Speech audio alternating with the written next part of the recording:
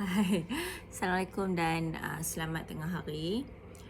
So, hari ni kita akan mulakan perkongsian kita berkenaan dengan pajak gadai. Macam mana kita nak gandakan emas kita dari 1 kepada 2, 3 dan seterusnya dengan menggunakan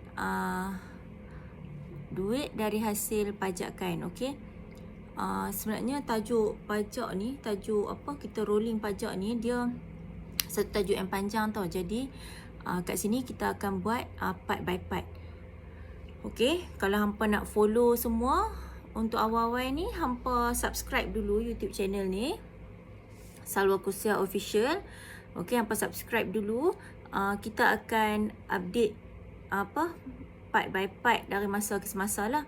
Jadi untuk perkongsian hari ini, kita akan mulakan untuk orang yang zero basic. Okey, zero basic dan barang kemas dia tak banyak.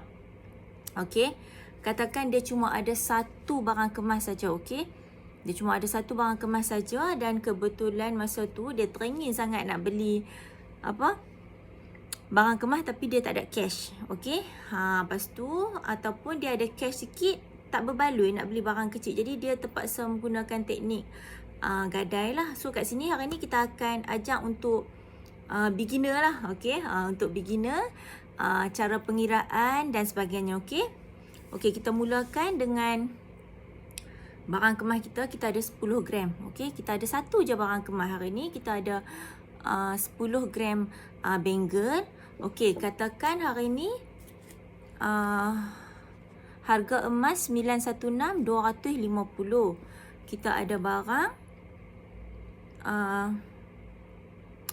10 gram. Jadi nilai marhun tu maksudnya nilai jumlah barang kita lah. Okey, iaitu 10 gram darab dengan 250 sama dengan 2,500. Okey, itu nilai marhun.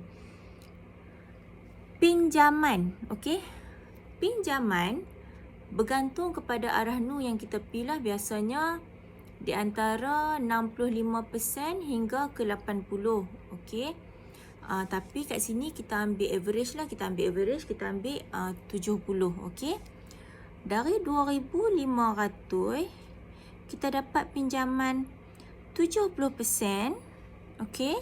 2,500 dapat pinjaman 70%. So kita dapat pinjaman kita 1,750. Okey.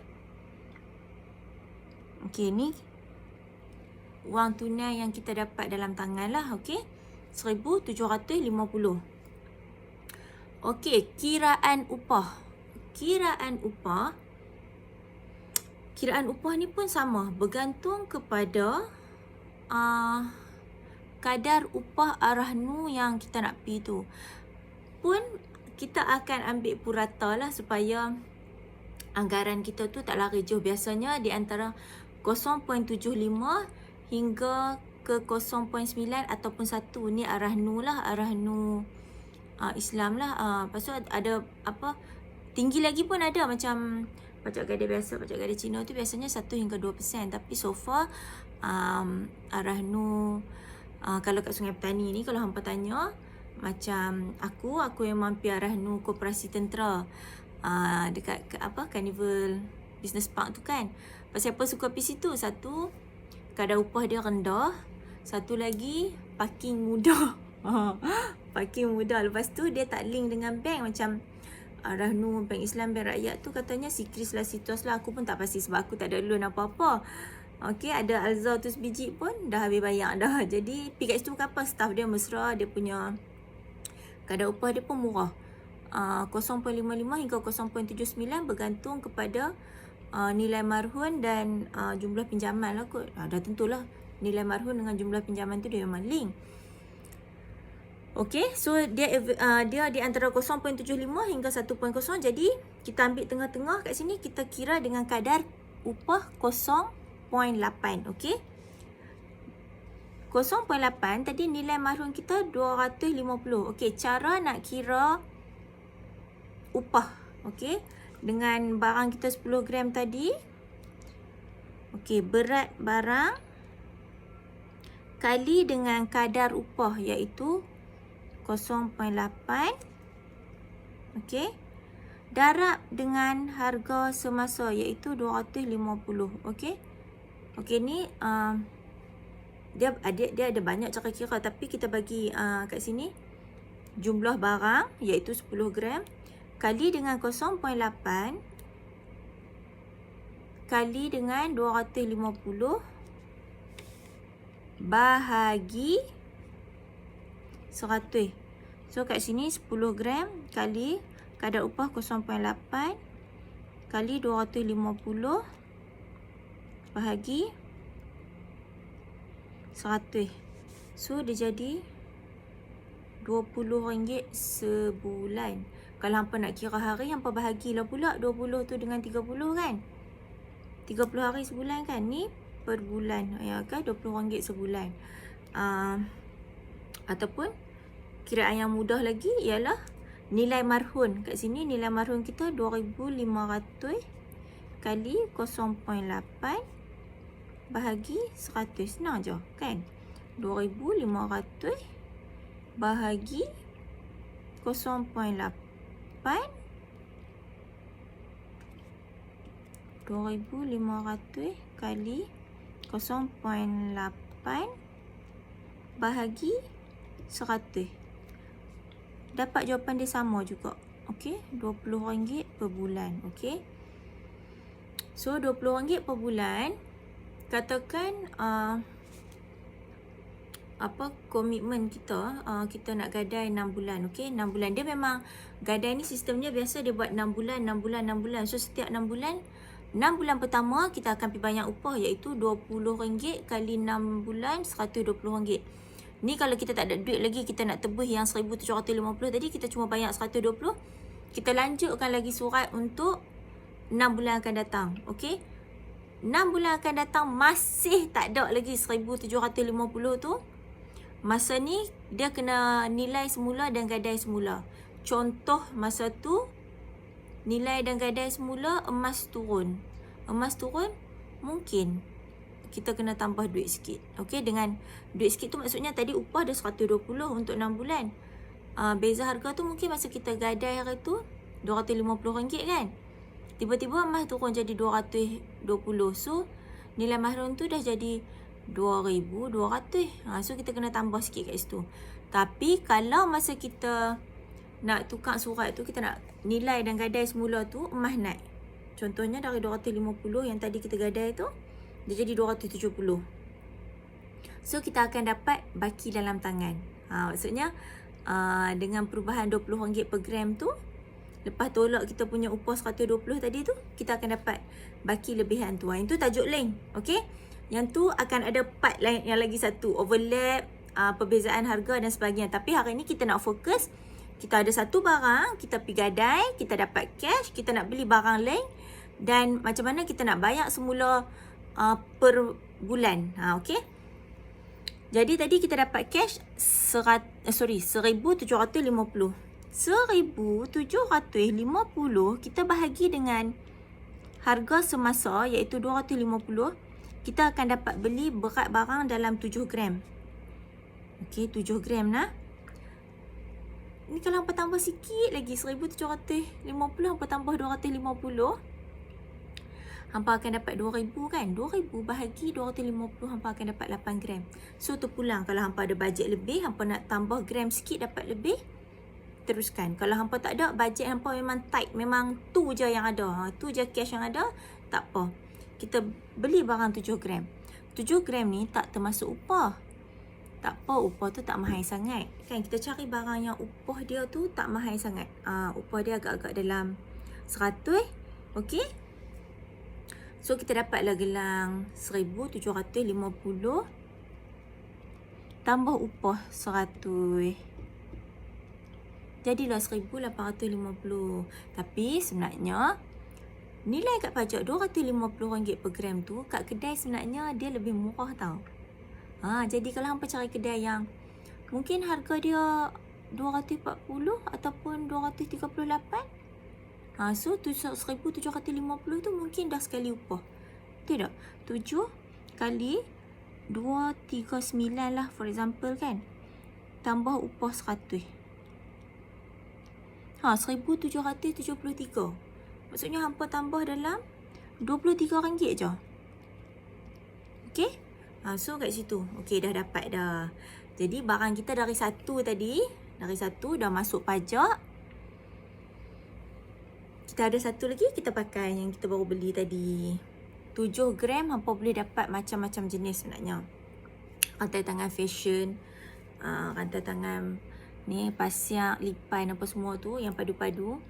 Even kalau hampa nak try rantai tangan koko pun boleh. Tapi koko kalau bawah 10 gram ni tak payah beli, tak apa kot sebab dia cepat rosak. Tapi tak apa kalau nak beli, tak ada masalah. Kan nanti dah cemui pakai koko tu, berasa rindu dengan hak ni duduk dalam pajak tadi, boleh pergi tukar. Kan? Pajak koko, tebui bangle ni. Tu nampak? Tu satu episod lain lagi. Tu akan ada part link yang mana kita akan rolling emas tebus emas. Tapi hari ni untuk beginner kita akan ajak yang tu dulu.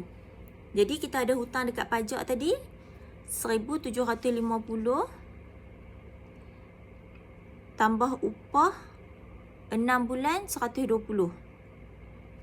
Okey, dia jadi 1870. Okey, kita ni manusia, kita kadang-kadang hidup kita memang kena ada liability, kita kena ada tanggungan supaya bila kita ada komitmen, kita akan committed untuk menyelesaikan komitmen kita tu. Nak beli emas dekat kedai, dia tak bagi hutang. Dia mana bagi hutang sampai 6 bulan. Dia maksimum pun sama ada 3 kali bayar ataupun 3 bulan. Mana yang sampai dulu. Okay. So dalam kes ni 1,870 untuk tebus balik barang kita yang 10 gram tadi. Berapa kita mampu nak bayar sebulan? Okay. Kalau ikut kiraan 1,870 bahagi 6 bulan, sebulan kita kena ada RM311.7, 312 lah. Okey, kalau untuk 6 bulan kita kena ada 312 per bulan untuk kita tebus balik. Kira pi kira mai tak mampu. Tak mampu tak apa. Kita tambah lagi 6 bulan. Maksudnya 312 ni dah termasuk upah untuk 6 bulan pertama kan? Kita bahagi 2, dia jadi 156. 156 per bulan ni campur RM20 tiap-tiap bulan untuk upah yang RM20 tu kan. Okey. Dia jadi 156 tambah RM20. Jadi 176. 176 untuk setahun. Tapi yang ni terpulang. Okey. Lah ni kita katakan kita mampu lah. Katakan kita mampu. Kita mampu bayar RM312 tiap-tiap bulan selama 6 bulan. So, kita pinjam bulan ni. Bulan depan kita bayar 312. Bulan pertama 312 sampailah 6 bulan 312. Kita tebus, kita dapat balik. Kita ada 2 gelang dah. Okey? Kita ada 2 gelang dah dalam tangan kita. Okey, nampak tak? Kalau tak mampu tak apa, tak ada masalah. Bayar yang 176 tadi selama setahun. Kita ada 2 gelang. Sebab kalau kita fikir, kalau kita tunggu, kita simpan RM172, 200 lah contoh 200. Kita main put 200 sebulan, kita dapat 2,000. Jadi sama cukup. Lepas settle, kita akan dapat 2 barang cukup. Tapi yang ni kita dapat awal. Kira kita beli hutang. Hampa jangan takut. Hampa jangan takut beli emas hutang. Sebabnya banyak benda kita beli hutang sebenarnya. Kita naik kereta pun kita beli hutang. Rumah hak kita duduk pun kita beli hutang. Motor besar. Duk naik broom pimai. Sebab apa segala aku tak tahu apa nama motor tu Harley Davidson apa semua tu pun hutang. Okey. In fact, ada kod mammoth perabot dalam rumah pun hutang. Jadi jangan takut untuk berhutang. Hutang yang ada nilai adalah emas. Okey. So, hampa fikir banyak kali macam mana hampa nak gandakan emas hampa dalam waktu yang singkat. Dalam waktu yang singkat. Ni kalau hampa tak ada cash 1,750. Katakan masa tu hampa ada cash 1,000 lagi. Kan? 1750. 1750. Hampa baru dapat kod lah. Kata-kata main kod 5 orang sebulan. 200 dapat 1000. Tambah 1000. Jadi RM2,750. RM2,750 bahagi dengan RM250 harga emas semasa. Hampa dapat beli 11 gram weh. Hampa dapat beli 11 gram. Tapi hampa hutang sikit je. Katakan okey lah, hampa memang orang perempuan ni dia tak lari tau, dia memang suka main kod. Jangan duk bohong kalau hampa tak main kod. Dia mainlah kod apa pun, kod cash ke, kod barang ke, kod apa pun, tapi kesimpulan dia suka main kod. Okey. Katakan hampa dah pajak kat kedai ni, pajak kat kedai. Betul lah, hampa dah pajak ke lah hampa yang 10 gram dekat arah Nu tadi. Hampa duk main kod kan? Main kod ada 2 grup. Satu grup 200 sebulan, satu grup 100 sebulan. Pimai-pimai 300 juga sebulan. Jadi, apa kata hampa stop sat main kod sebab hampa fokus nak beli emas kan? Hampa stop sat kod, hampa settle dulu dekat arah Nu. Arah Nu tadi pun 312. Okey lah. Pejam celik. Kira cincai lah RM312. Tu lagi laki yang belanja. Okey. Ni kira kata Mama, saya ni suri rumah, saya tak ada pendapatan tetap. Macam mana saya nak buat? Hang mesti ada pendapatan walaupun hang suri rumah. Jangan kata hang tak ada pendapatan walaupun hang suri rumah. Aku percaya hang ada. Dari mana? Duit dari laki hang bagi. Macam mana hang pandai selit main kutu, macam tu sebenarnya hang pandai selit nak beranakkan hang punya emas. Okey? So kat sini kita belajar hari ni gadai emas kita yang pertama untuk mendapatkan emas kedua dalam tempoh 6 bulan dengan kadar komitmen 300 sebulan.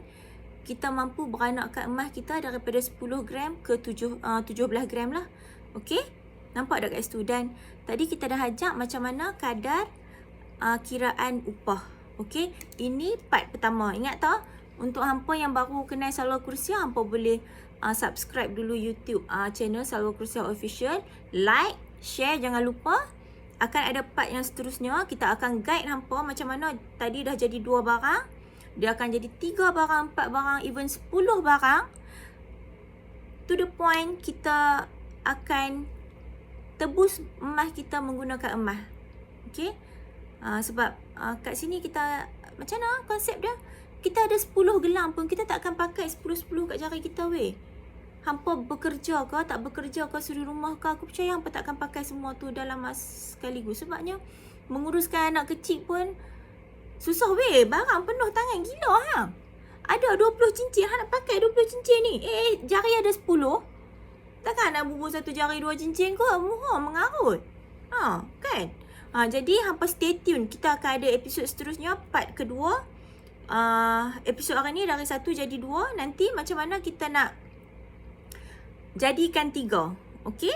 Jadikan 3 dan kat situ kita akan selit sikit macam mana kita nak mula pelan-pelan nak dapatkan cash in hand ataupun nak guna emas tebus emas. Okey? Yang pasti hampa kena like, subscribe dan share dulu. Tahu. Ni sebenarnya gelang Sumaya. Bye.